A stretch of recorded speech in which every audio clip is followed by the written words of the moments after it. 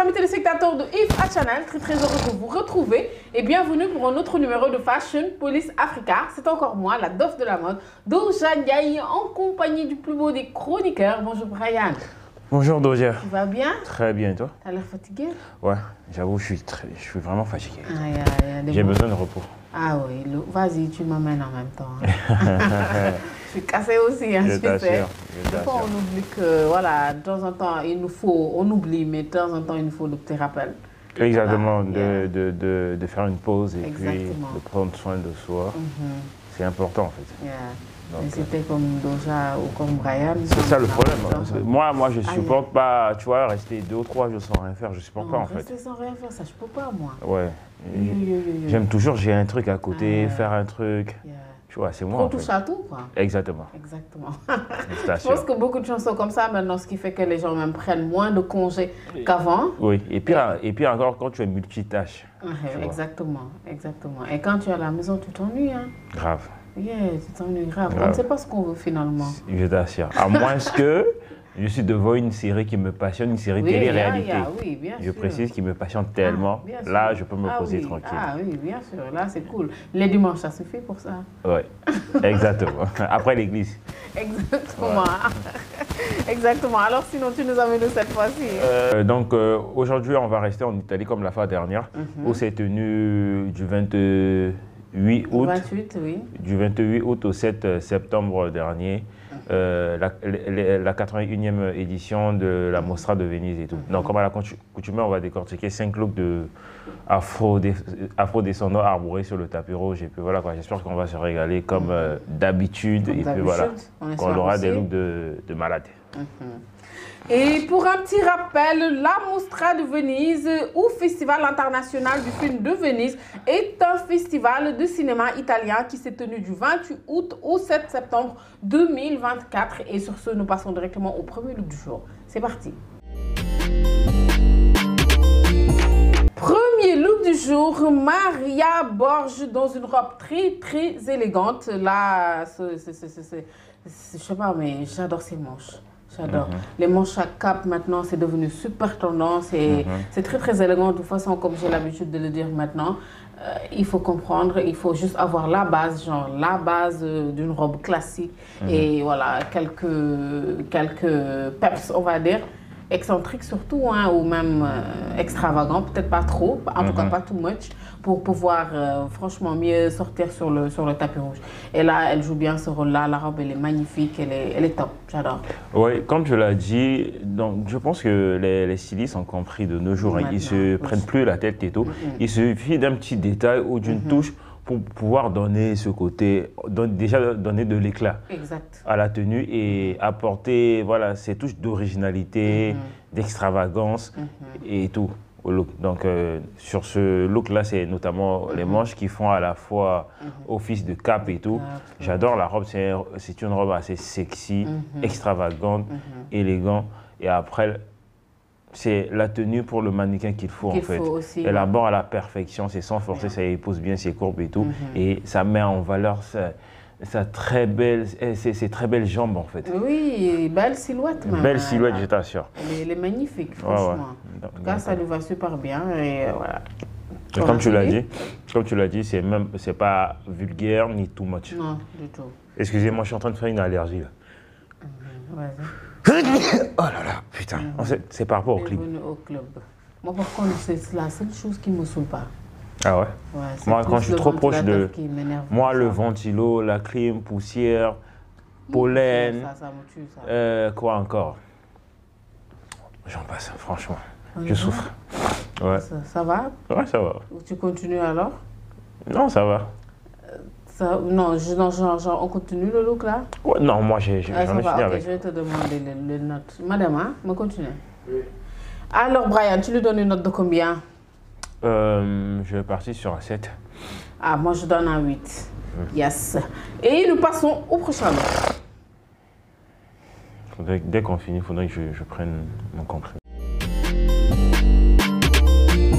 Deuxième look du jour, Taylor Russell en Loewe et son premier look du jour parce qu'on en a un autre, look à décortiquer. Il est magnifique. Cette robe à capuche est magnifique. Elle est très magnifique. En fait, et elle aussi, elle est en train de prouver qu'elle peut rivaliser franchement aux grandes fashionistes de l'industrie de la mode de nos jours et tout, à travers chacune de ses tenues, chacune de ses collaborations avec les marques, etc. Et tout. Et elle le prouve encore une fois de plus à travers ce look. Elle arbore une robe très chic, très élégante, qui met en avant deux tendances actuelles.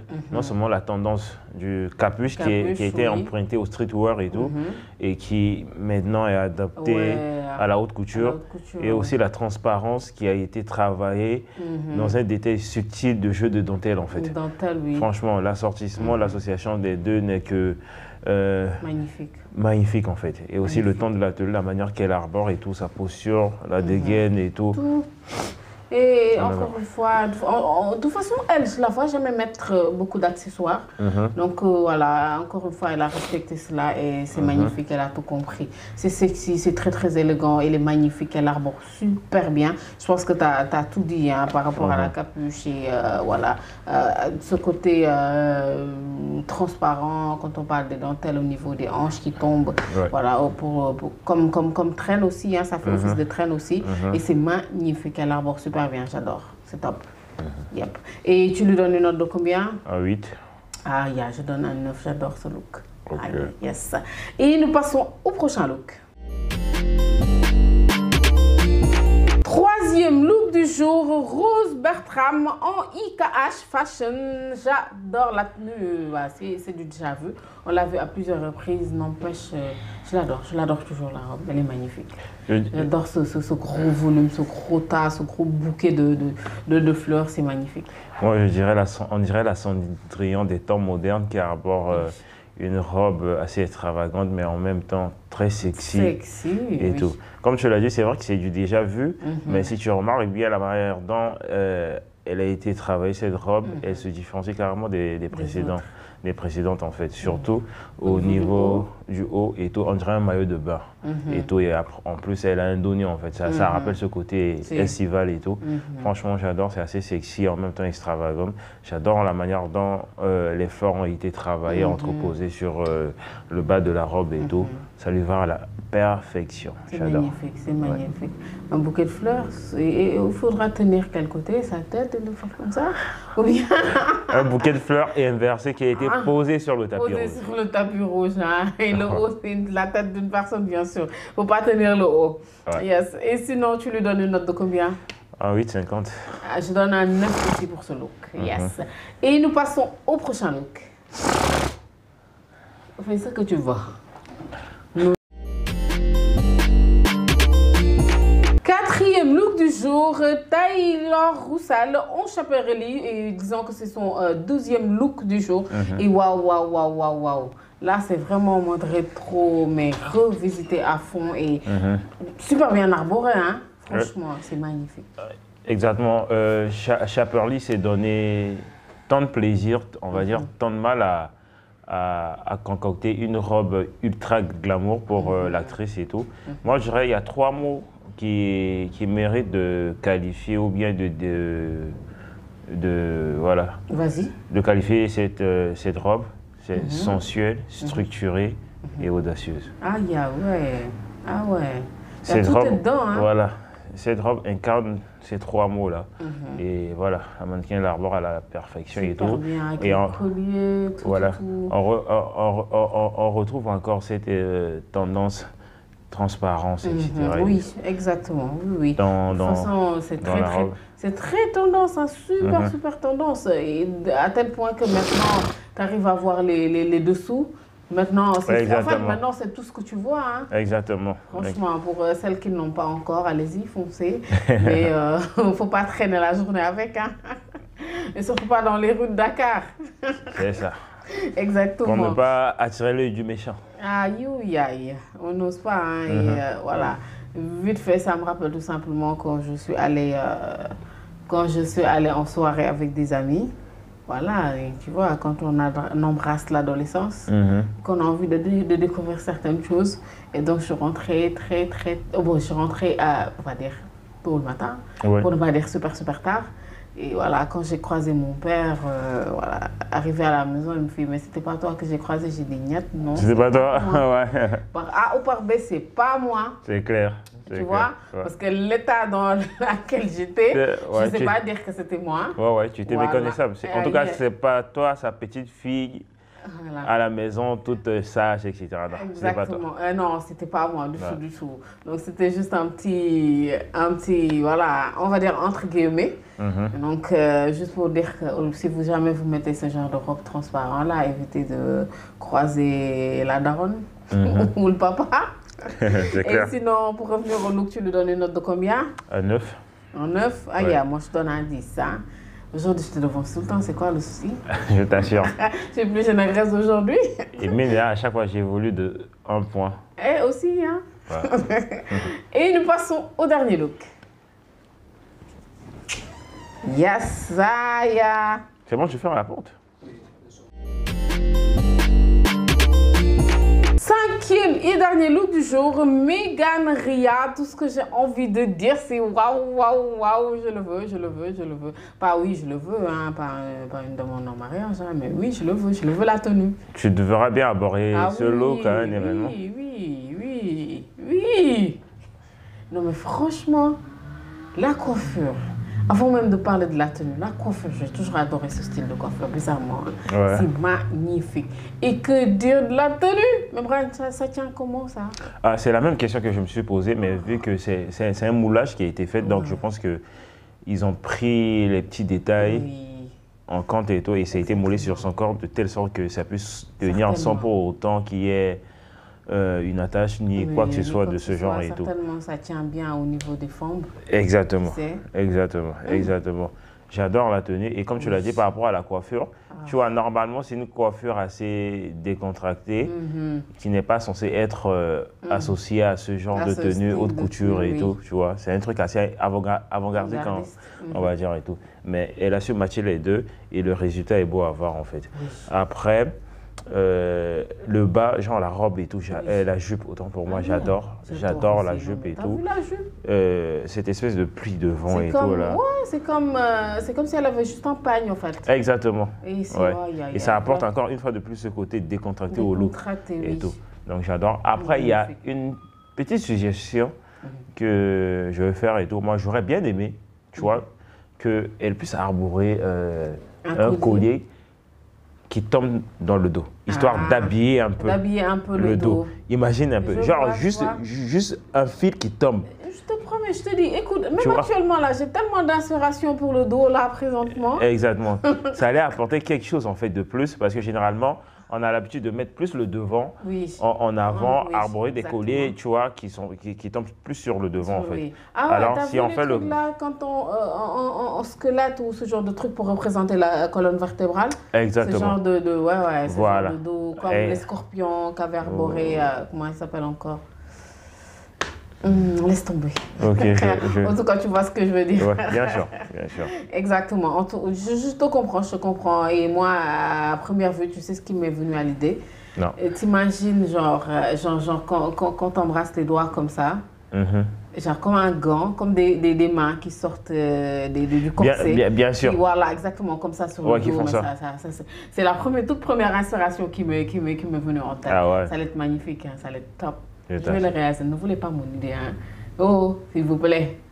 Ou bien ce genre de truc, quoi. Il y a tellement de choses qu'on peut... Mais malgré tout ça, c'est comme il a si bien dit, ce ne sont que des suggestions. Malgré tout ça, elle reste magnifique. Et j'imagine que c'était ça l'idée, que ce soit un vrai dos nu. Et c'est magnifique. Elle aborde super bien. En tout cas, je le piquerai, hein, franchement. C'est top, c'est magnifique. L'ensemble est top.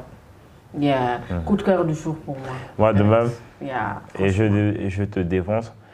Et tout, c'est un 10 pour moi. Ah oui, plus qu'un 10. Un 10 aussi, hein, franchement.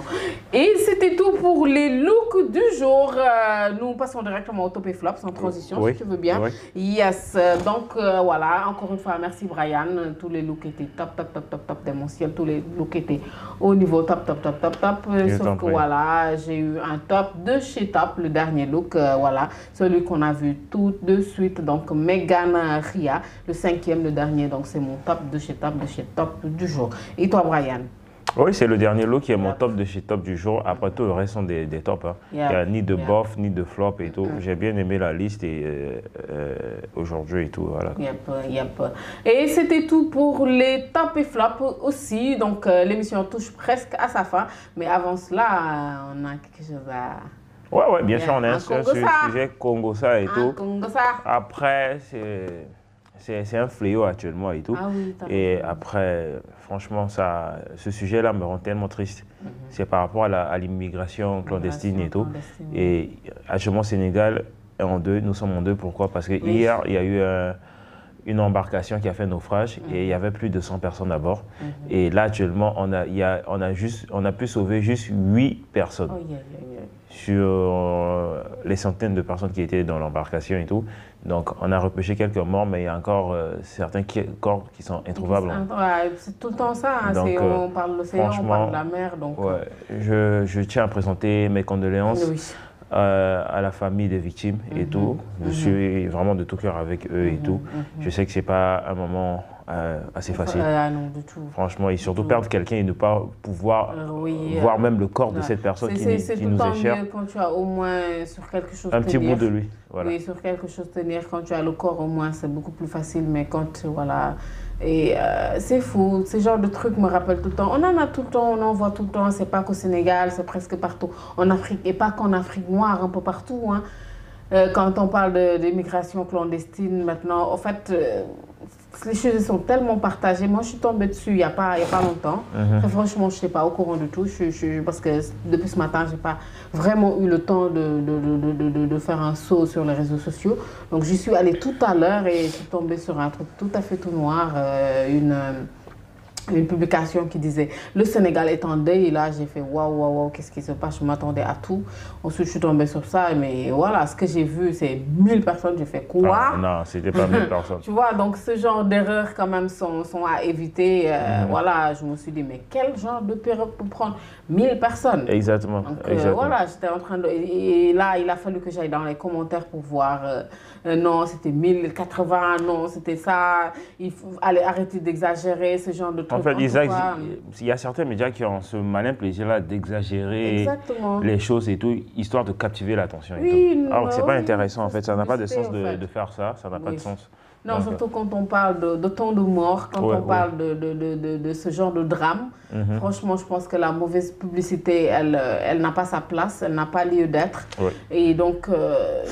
c'est dommage et c'est un sujet quand même très très sensible qu'il faut aborder avec beaucoup d'attention surtout parce que les gens sont partagés. Il y en a qui te disent même s'il faut mourir. Tu vois ces genres de reportages, tu vois des gens, tu suis des gens, tu parles avec des jeunes. On est en Afrique, on est au Sénégal, les temps sont durs, oui on est d'accord, mais à quel prix? À quel prix? En fait, au point de sacrifier sa vie, au point de se dire je préfère mourir que de vivre dans la pauvreté. En fait, moi, sans pour autant te couper, Dodia, moi je les comprends parfaitement parce qu'il y a un truc que tu dois prendre en compte en fait. Même si les choses sont en train d'évoluer en Afrique et tout, mais on n'a pas tous les mêmes opportunités. Non. Et il y a des gens qui viennent des familles hyper défavorisées, qui n'ont aucune perspective d'avenir, qui n'ont pas de chance ni de possibilité et tout. Et à un moment donné et tout, et surtout, quand tu vois, il y a certaines qui réussissent à aller là-bas et tout, et leur vie changent, etc. Ils arrivent à souvenir aux besoins de leur famille ici en Afrique et tout. Tu te dis pourquoi pas. Je suis désolée, mais c'est tout le temps le cas. Écoute-moi. Parmi les survivants et tout, il y en a un et tout, on l'a interviewé, il a dit, il est encore deux fois plus motivé à partir. Si, mais parce qu'il ne peut pas rester et tout, parce que les conditions, etc. et tout. Donc là, sur ce point, on peut les comprendre. Moi, ce que je pourrais dire, c'est quoi? Parce que après, tu vois, le profil aussi des candidats et tout à l'immigration a vraiment changé ces derniers temps. C'est plus que ces gens-là qui n'ont pas de perspective d'avenir, qui n'ont pas de diplôme. Même les diplômés aujourd'hui, même ceux qui ont commencé à travailler et tout, un petit boulot. Voilà. En fait, ils cherchent même du boulot pour avoir ce transport-là. Exactement. En fait, maintenant, c'est ce qui se passe. Hein. Tu vois des pères de famille ou des mères de famille. Il y en a même qui vendent la maison. Ils vendent la maison familiale et ils donnent à tous les jeunes qui y vivent, à tous les jeunes hommes pour qu'ils puissent partir. Après, moi, je ne veux pas trop taper sur le doigt. Bon, c'est vrai que le gouvernement a sa responsabilité dans la part de l'histoire et tout, mais le gouvernement, je sais que le nouveau gouvernement à qui j'ai confiance, ils sont en train de faire les choses et tout. Et les choses ne vont pas se faire en un jour. Donc, il faudrait que aussi, du côté de la jeunesse, qu'on soit patient et tout, qu'on fait confiance à nos dirigeants et tout, pour qu'ils puissent mettre les trucs en pratique et tout. Ça va venir avec le temps. Après, d'un autre côté aussi, moi, j'aimerais vraiment taper du doigt sur la politique de l'immigration, c'est-à-dire formelle. Surtout. Par rapport aux demandes de visa. Je pense que si les conditions étaient plus souples, étaient plus allégées, surtout vis-à-vis des Africains et tout, on n'allait pas arriver à ce niveau. Imagine-toi, j'ai vu les statistiques, sur 100% des demandes de visa en Afrique et au Sénégal, 70% sont des refus. Ça fait même 70%. Est-ce qu'on atteint même ce pourcentage? Sincèrement, je me demande, est-ce qu'on atteint ce pourcentage? Et je pense que tout le problème, hein, tu l'as évalué vite fait, hein, je pense que tout le problème, c'est là où se trouve le problème en fait. C'est le problème des demandes de visa. Je pense que si les choses étaient réglo, s'il y avait un peu plus de respect à notre niveau, un peu plus de respect au niveau, au niveau des Africains, je pense que franchement, on n'aurait pas ce genre de problème. Mais tu fais ta demande de visa, même s'il faut, en fait, je pense que s'il faut après peut-être suivre ou poursuivre la personne qui entre dans un autre territoire, genre pour voir si la personne est en règle. Si la personne n'est pas en règle, peut-être l'éjecter ou ramener la personne chez eux. Oui, ça même je peux comprendre par exemple. Mais ne pas accepter cette demande-là, parce qu'en général, la personne procure tous les documents qu'il faut. La personne procure tous les papiers qu'il faut, mais même avec ça, t'imagines, tu donnes presque 60 000 francs. Il y a combien de demandes de visa par jour? Mais ils se font beaucoup de thunes pour Exactement. En plus de ça, et refuser quand même. Le com dans tout ça, les frais de dossier de visa ne sont pas remboursables. Et ici au Sénégal, par exemple, le frais est fixé à 80 €. 80 €, imagine-toi. Et ça représente en une année plus de 90 millions d'euros. Exactement. Et cet argent-là va où? Va dans le caisse de l'État français, par exemple, ou bien dans les pays, dans le caisse des pays européens. Tu vois, le pire dans tout ça, genre limite, on nous exploite pour qu'on puisse mourir de surcroît et eux, ils renflouent les caisses de leur trésor et tout. Ça n'a pas de sens en fait. On n'est pas pareil. Et le com dans tout ça, tu vois, tout naturellement, l'homme a besoin de changement. C'est-à-dire quand tu nais, tu grandis et tout. À un moment, tu as envie de découvrir. On a toujours ce côté aventurier et tout. Imagine toi et moi par exemple. Nous, on a un boulot et tout. On a un contrat. Si aujourd'hui, par exemple, toi, tu vas aller faire une demande de visa juste pour aller découvrir, juste pour aller passer tes vacances là-bas en Europe, à la fin, on va te trouver une bêtise pour te refuser le visa. Ce genre de truc, quoi. Il te faut quelque chose de super tangible. En fait, pourquoi est-ce qu'on ne peut pas avoir cette liberté? Exactement. Mais cette liberté qu'ils ont, eux, de venir chez nous, de pouvoir s'installer chez nous, de pouvoir avoir tout ce que tu veux. Cette facilité qu'ils ont, je suis désolée, mais cette facilité ou cette liberté qu'ils ont, pourquoi est-ce qu'on ne peut pas l'avoir? C'est ça. Et dire que parfois, certains... franchement, bref, je suis désolée, quand on dit que voilà, le gouvernement, il ne peut pas tout résoudre ou ce genre de... Non, mais ils peuvent. Mais ils peuvent. On a essayé, on a eu un gouvernement qui a essayé de mettre au moins, ne serait-ce d'essayer de faire pareil. Quand même, si ça a été enlevé, on a envie, ça n'a jamais, ça s'est jamais arrêté. L'immigration clandestine continue toujours. C'est juste que c'est quand il y a naufrage qu'on en parle. Exactement. C'est quand il y a des drames qu'on en parle et tout. C'est que ça qu'on en parle. Mais ça continue. Il y en a toujours. Les gens continuent à partir. Les piroguiers continuent. Ils sont tout le temps dans la mer. Et il y a des pirogues qui disparaissent et on n'en parle même pas. Exactement. Il y en a qui disparaissent et à chaque fois qu'on te parle de 100 morts, c'est 1000 morts. Arrêtons quand même, on sait ce qui se passe. On connaît la vérité, c'est juste qu'on n'en parle pas. On n'est pas tous pareils. Moi, je peux crever avec 100 francs. Mais toi, tu te dis, si je n'ai pas 100 francs, je vais me suicider. Donc, on n'est pas pareil. Il y a des gens qui peuvent, j'ai pas envie de dire croire en Dieu, qui croient en, je sais pas moi, qui peuvent supporter les choses. Tout simplement. Il y en a qui ne peuvent pas. Il y en a qui préfèrent mourir en mer que d'être pauvres. Il y en a qui préfèrent mourir en mer que de n'avoir rien à avaler. Tu vois, de ce genre c'est pour ça que je te disais tout au début que c'est un sujet très très sensible et tu ne peux être, je sais pas moi, tu ne peux pas être du côté gauche ni du côté droit. Exactement. Parce que les choses sont tellement, voilà, en tout cas c'est bizarre, c'est douloureux, c'est très très triste. C'est triste de voir autant de jeunes partir comme ça en mer. Il y en a certains qui ont juste envie, par exemple, d'y aller et de revenir et tout. C'est pas comme si c'est pas tout le monde qui veut aller, qui rêve d'aller s'installer là-bas, tu vois. Et le com dans tout ça, même ceux qui n'ont pas de diplôme, c'est de la main-d'œuvre en fait. C'est ça. Il y a toujours des secteurs de métiers où on peut les recruter, travailler et apporter de la valeur ajoutée là-bas et tout. Tu vois, quand tu pars vivre là-bas, quand tu pars travailler là-bas, c'est les impôts que tu payes et tout. Hein? Franchement. C'est la fiscalité et tout ce qui va avec et tout. Je suis tombée sur une publication, le gars il disait ils veulent plus de nous maintenant qu'on a fini de leur construire leur continent. Exactement, c'est ça le cas et tout. Lui, certainement, faisait plus allusion à un autre continent, en tout cas, pays, continent, voilà. Ouais. C'est ça le truc. Et écoute, à l'étranger, il y a de ces boulots qu'un vrai étranger, pour ne pas nommer un pays, ne ferait pas. Il y a de ces métiers que seuls les immigrés peuvent le faire et tout. Le font.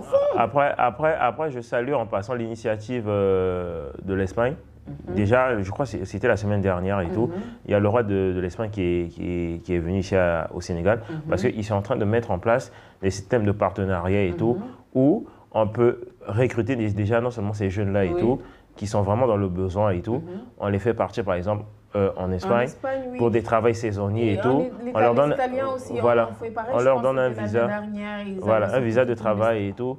Ils y vont, ils travaillent pendant quoi? 3 mois, 6 mois, après ils reviennent, etc. Et je pense que ça, au moins, ça peut aider à apporter des solutions aux problèmes. Ça ne ramène pas nos morts, ça ne répare pas les choses, mais au moins, ça apporte de l'espoir, je dirais. Exactement. Un peu d'espoir à tous ces jeunes et bon sang au nouveau gouvernement, s'il vous plaît, justice, liberté.